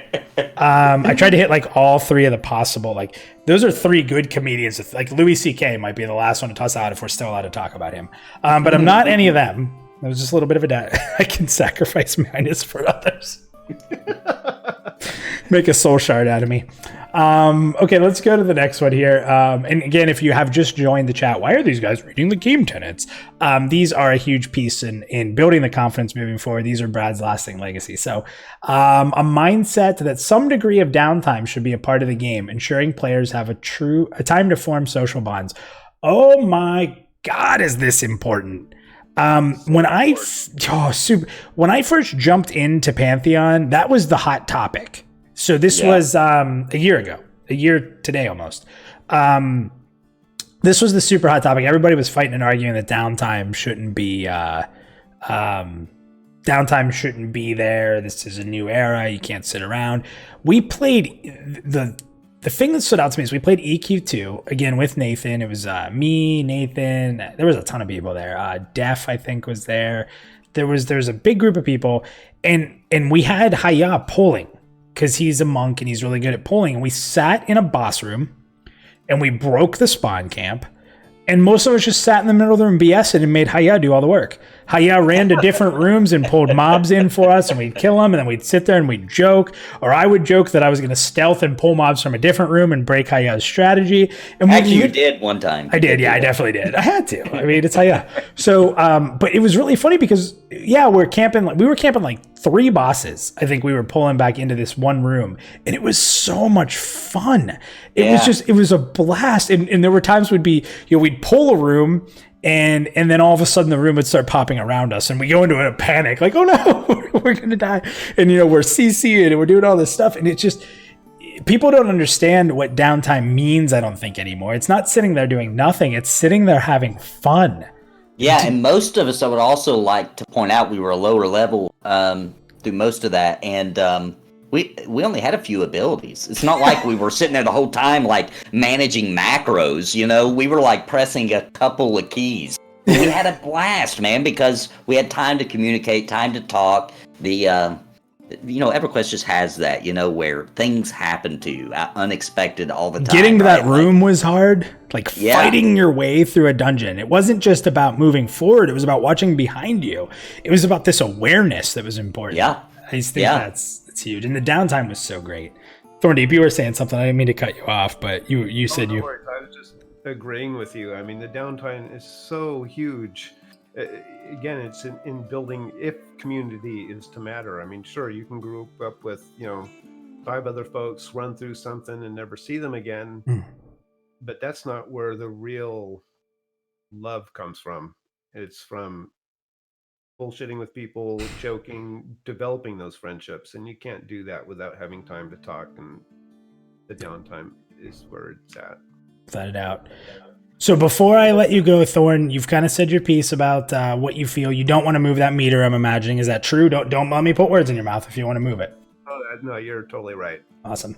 And thank you for the shout out on the video, guys. That should be out within a week here. We're giving till the end of the weekend here for people to submit a 1-minute video to me. Upload it to your Google Drive. No background music. 1 minute. Why are you excited for Pantheon? And you can be a part of the video. We're putting it out as a hype video. It's our 1-year anniversary. Thorne, thank you for being a part of it. That's why he got to see it. It's been fun. It's already progressed massively from what you've seen, Thorne. So I'm excited to show you some of that. And I'm going to thank VR for hooking me up with some video content that we're going to be able to use. Nothing new, but some video content that we're going to be able to use. It's really awesome. So Thorndeep, thank you, my man. I appreciate it. Thanks for jumping back in here and spending some time. Have a good night, guys.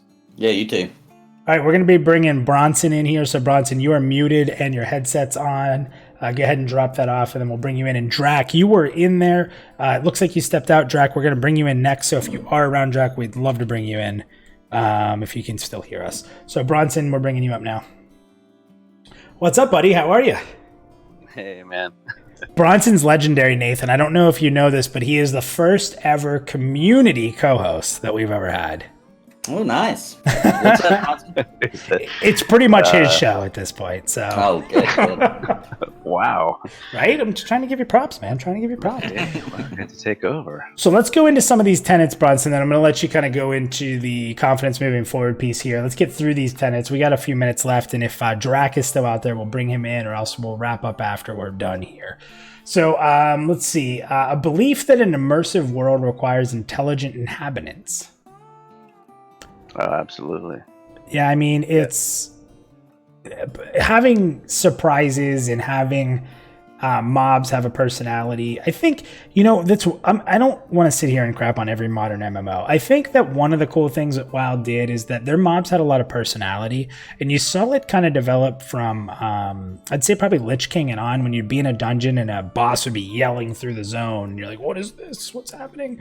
And there was some neat things. I mean, a lot of it was super scripted, and once you killed them, they were gone. But I do think that there's room to obviously improve that.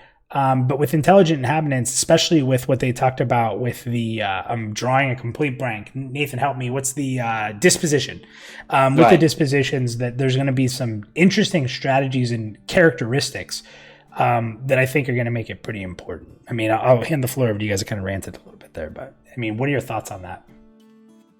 I agree. I mean, I was really, one of the things that really brought me in was that, among many other things, but that was, to me, the disposition system sounds the most, if they do it in, at least in the way that I'm imagining it, it could be taken in many different directions, and I'm sure that, at least in subtle ways, but I'm really hoping it's strong and it makes the game even more difficult, and I hope, I want it to be, I want a challenge. I really want a challenge in this game.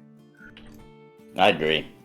And I think, guys, I think that if you look at that tenet, actually, I think what they maybe meant to was using the systems of the games and the way the game design is and what kind of game it is. I think they actually meant us. I think they're trying to weed out the idiots. I think they want intelligent.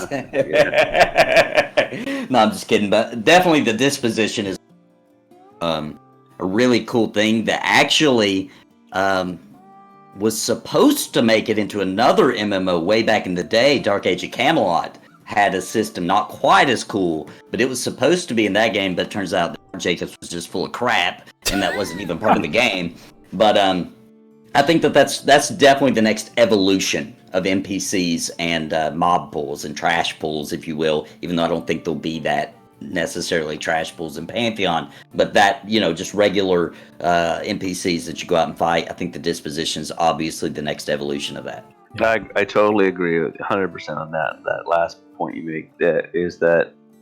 And to me, many things about Pantheon, at least the systems that they're talking about creating here, it's like really a step forward in MMOs. I mean, the disposition is like an AI, and in AI, you don't ever see AI much. I mean, I can't think of any off. You guys can correct me on that, but I can't think of an MMO that had like really strategic AI to the point. I mean, you can see it in first-person shooters, but not in an MMO. Yeah. We can. We talked earlier about your heart racing. I mean, imagine that disposition. You see, you're like, oh no. I made a mistake. It's like, that's the thing. You don't want, this game like this with these dispositions, these characters that have these different dispositions.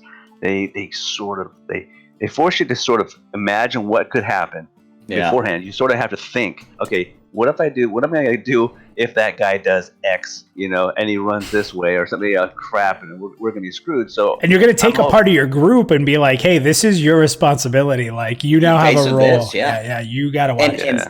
And it adds two things to MMOs that I'm not going to say have never existed, but it's going to make them way more in your brain, and that's going to be, you're going to be playing two different strategies at all times, no matter what class you play as, and you're going to be proactive, right, to prevent whatever could happen. Whether they're going to run and go grab more NPCs, or they're going to go straight for the healer, or whatever the case may be.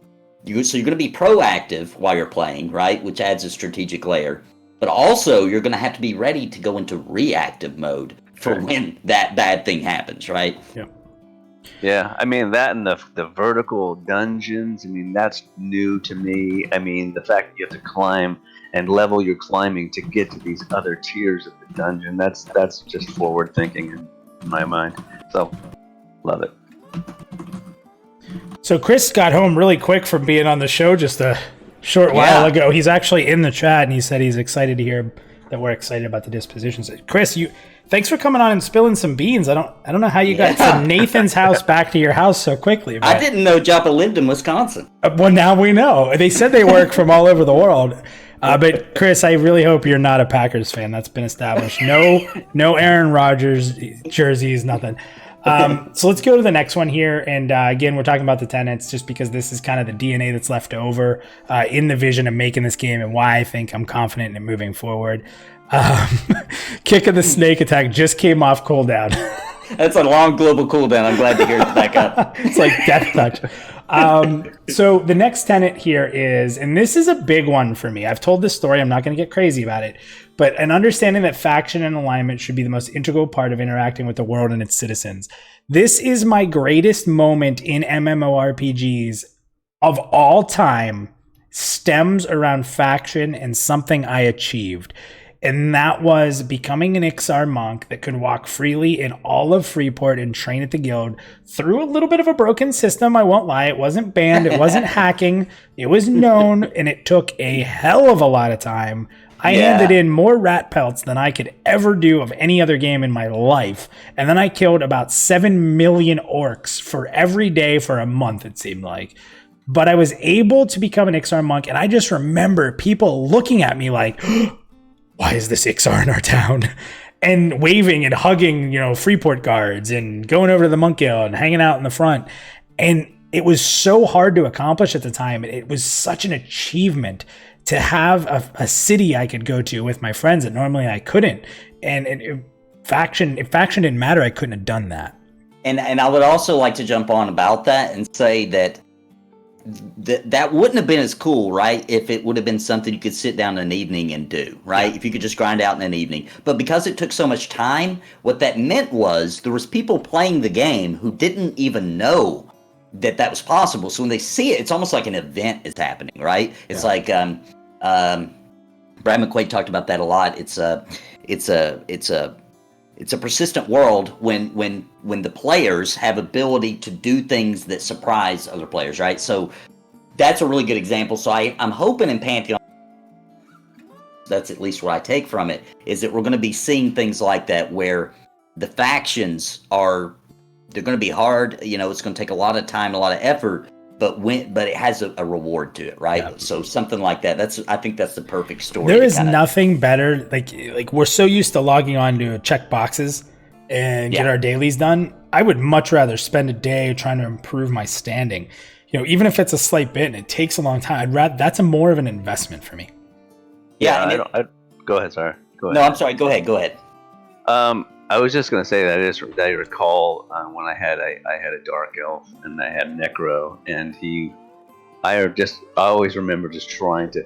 I would do a bunch of stuff. I don't even remember. You were saying, Minus. I don't even recall how I found out that I could do that. I could actually get my faction better with coins or something like that. Mm. And so I remember constantly going. Once I found out, I'd always have to go back, look at the guards. Con them. I'm like, oh crap, I'm still not good enough, and I have to run back out and go do whatever I was doing. And you're over encumbered with a bag of beads that you have to turn. Yeah, and you're just scared shitless that you're going to walk up to them and they're just going to pound you. Because I didn't know what quite dubious meant back then. I mean, is that bad? Is that really bad? Or dubious? Is that good? Am I just going to get my ass kicked if I walk up here? I don't know. So it's like one of those things you didn't know, and it was like that's the cool part that fear to me. Yeah, awesome. I agree. We're going to go a few minutes over our overtime because I do want to finish these game tenants and wrap it up. So we are going to go a few minutes over, guys. I hope you're okay with that. We try not to do that. We know we have lives. You have other streamers you want to go to that are much better than me. I get it. We're going to go a couple minutes overtime to get through these last few tenants with Bronson here. Then we'll wrap it up. So these next two I'm going to read together. They're very close aligned. A sincere commitment to creating a world with a focus on cooperative play will attract those seeking a challenge. That's one. And the second is a belief that the greatest sense of accomplishment comes from when it is shared and earned. I think those two really play together well. Requiring each other and sharing experience, huge. Gear fades. Every game we play, your gear is going to be outdone. Whether it's through the leveling process with an expansion that comes out, you're always going to replace gear. So while you might be Captain Badass for 2 months, the stories that you generate with other people and the relationships you build, which we've talked a little bit about with the downtime, and Booch just said it perfect. The misery of wiping together, the overcoming. I mean, God, spending a month trying to do something and you do it as a team and everybody on the microphone just starts screaming and you're all deaf. Like that's what it's all about. This whole genre was built off of D&D. You couldn't do it alone. Yeah, and I think that you saying that is super important, because that is honestly the feeling that I get from Pantheon that I don't get from any other MMO, that I got from EverQuest, that was unique to it, and Vanguard as well, is that it feels like this is D&D with people everywhere, right? Like the developers of the Dungeon Masters, or in this sense, and that's what a dangerous world does. That's what a dangerous world does.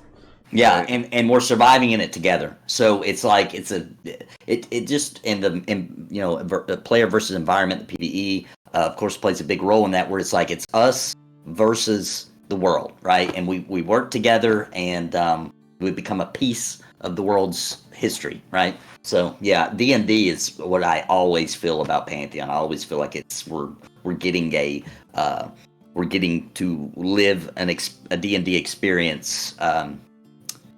That's why it was built. That's why it was built. And modern games do not fill that void. No, they do not. Not at all. Not at all. Not to me, anyways. They just.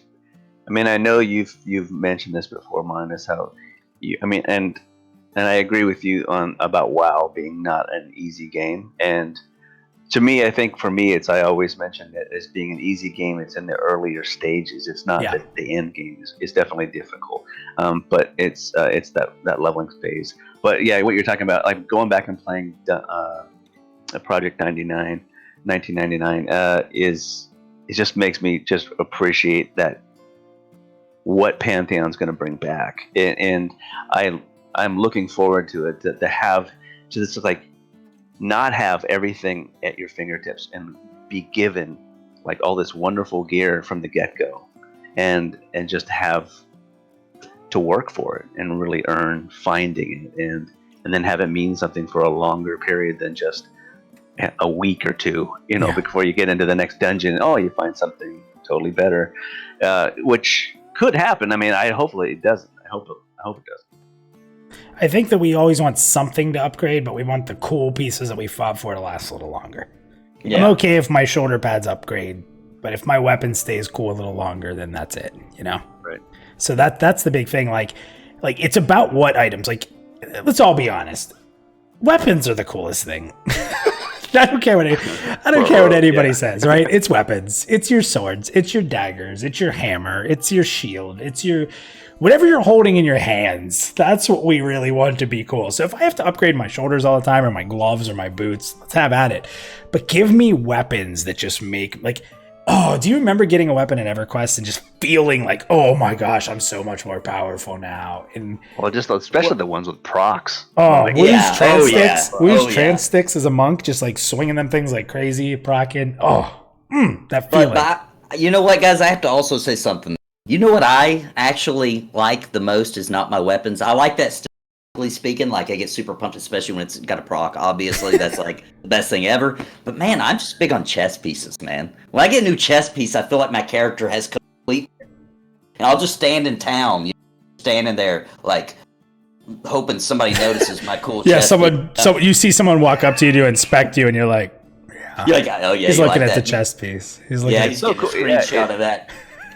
It's so cool to have like that, just that little thing in EverQuest was a big thing. It was just a matter of it's just a tiny little appearance change. It's like, oh, now I got these like bronze gloves or whatever it is. You know what I mean? Now your hands look cool. So it was that type of stuff that really just, I don't know, it's made a difference. And now it's like big shoulders and all that wonderful art, that they put into the game, gear and stuff is beautiful. And the artist did a great job in all these games, but it almost feels insignificant because like you're getting this new thing and it's like, because you're so jaded by all the greatness already there before. Whereas back on EverQuest, everything was a tiny increment and it worked really, really well. All right, so I'm going to read these last two. We've already talked about them, but I just want to finish it so everyone who's never heard the tenets before, maybe you haven't. So, and then what I want to do is I'm going to ask a big favor from the community. We have over almost 40 people in chat right now, maybe more that are hiding because it doesn't show everybody. The last two here, an agreement that player levels should be meaningful and memorable. We talked about that. And an assertion that player versus environment should involve more than NPCs engage the world. We talked about that, the dangerous world. So before I ask of the chat to please blow up YouTube chat for Chris Perkins right now in a second, I'm going to tell you what we're going to do. Bronson, where's your confidence level at? What are you talking about in the games? Just about the development, about development of the game, where we're at. Yeah, I mean, it's, I don't know, 1,000%. I'm positive. 1,000%. It's there's nothing is phased. I mean, as sad as everything has happened in the last, few weeks or a couple weeks, it's nothing has phased my confidence in the crew in this game. All right, Bronson, thank you, sir. I'm going to drop you out. Me and Nathan are going to wrap this up for everybody. We're a couple minutes over, but I want to do one more thing here. So, Bronson, thank you very much. Thanks, guys. Yeah, thank you, Bronson. So, Nathan, here's what I want to ask of the chat. We don't always ask the chat. It seems like this meter's not moving. Can we, Sacred was in here too. Sacred, we love you as well. I know Chris comes in and everyone's like, hey, Jaffa. And we appreciate everybody from VR who's in here. Sacred, you've always been awesome. Guys, can we light chat up? I want to see it start to fly here. I never asked for this. Can we tell VR how confident we are in this game, in VR, that we're here for the fight? Can you guys just light it up? Ping at Chris, ping Sacred, light the chat up that we're here for the long run. We're here to support them. We trust in Pantheon. We're going to finish this for Brad as a community. We're going to support them. We're here. Light up that chat. Let them know that we're here for Pantheon, that we're here for the long run. We are in a bit of a delay, so it's not going to be as exciting right away. Tiny delay. But full faithful, everybody, are you 100%? Put 100% in there. Put your confidence level. Put the number. How confident are you? I'm 100%. We trust in Pantheon. We trust in Chris. We trust in VR. While we will miss Brad, we know that this will be for him. We're going to be rocking this. We are going to be excited for this. Our confidence is nothing but stronger now. We want to see this for Brad. We're here to support in any way we can. It doesn't have to be money. It can just be being a positive member of the community, guys. When we say be a part, when we say support Pantheon, it's not money. Some of us have more money than others. I'm not one of them. Some of us don't. But it's about making sure, guys, that when everybody's out there frustrated or angry, don't be a silent person who's happy and excited. Say you're excited. Voice your positivity. Negativity sometimes outweighs positivity because us positive people sometimes stay quieter. We're just happy, right? We don't have to always tell people we're happy. Content. Right. Guys, one of the last things Brad said to me is that even through all the negativity, when people provide positivity to this team, it matters. So don't stop being positive. Don't stop retweeting content, excitement, tagging Pantheon, being part of Discord communities. The positive community is needed more than ever to help them see that we are going to rock and roll. We're going to be here for the long run. We're going to be here to help test and find bugs. And we're going to be here on day one to log into the World Terminus and kick ass together. And I will get Nathan and Basgrim killed. I absolutely promise you that. And Micah, you better hide your elven guild because I'm coming for you. Me and Bronson are going to be stabbing some elves. So Nathan, yeah, I want to hop in on everything you were just talking about real quick. So obviously spreading the word about Pantheon Rise and Fall on the internet the best we can is definitely what everybody in this community needs to be doing. But I'd also like to throw out there that out in the RL, we should be talking about it too, right? Like The RL. we're all super nerds. So let's just go ahead and get that out in the open. We're all like super nerds, and we have or at least I'm pretty sure we all have this nerd radar, where you're just like maybe at work or you're at a bar or shopping or whatever the case may be, and you can just it's like beep beep beep beep beep beep, and there's a freaking nerd, right? Like it's like me, I can feel it. So those people you need to say, hey man, have you heard of Pantheon Rise and Fall, dude? It's like the coolest freaking D&D type experience coming. Go check it out.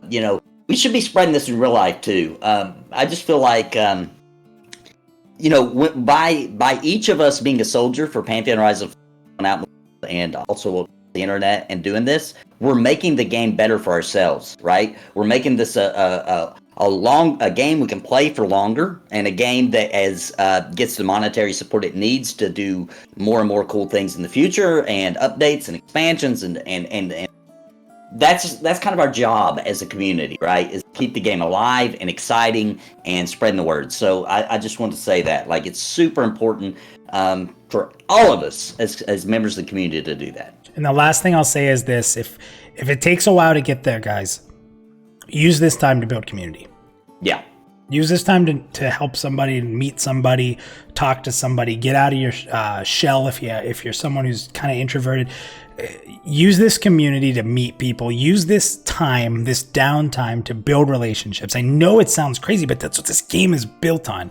Yeah. Find a use for the downtime. That's what we're doing right now. We're all metting up. Our mana pulls are all low. Nathan overpulled. Everyone's regaining health. The cleric can't heal us. We're in downtime. Use it to meet people. Yeah. Use it to get excited. Use your crowd control. Yeah, we have a CC'd mob right now. It's going to be there for a bit. I hope our enchanter doesn't run out of mana. But everybody, please keep spreading the word. Thank you, guys. We're going to have our 1 year anniversary is next week. I'm hoping to have that video out. Please check it out. It's a hype video for Pantheon. It's called Why Pantheon. You still have time if you want to be a part of it. Upload a 1-minute video, no background music. Why Pantheon? Just talk about why you're excited. And you can send that to me in Discord. Send the link over Google Drive. I will add you in, even if it's a small clip. We're going to put out a hype video out there. Then I ask you guys, share that out. Let's get people excited about Pantheon. And again, thank you to all of VR, Sacred, Chris. You guys are awesome, and thank you for supporting us. I've said it 100 times. I'm a nobody, and I really appreciate everything you guys have done for me to help me get a voice and to help promote this game. So, Nathan, you were an awesome co-host. You're going to do this more, right? Yeah, anytime, man. I'll do this absolutely anytime you want. And thank you to all the guests that came on the show tonight, everybody from the green room. We missed a couple. I do apologize. It took us longer to get to you. I do apologize that it's a little bit later than we normally do. We went about 15 minutes over overtime. But you know what, guys? It was worthwhile. It was super fun. Thank everybody a ton. And that's it. So here's the end wrap video, and we're going to close it out.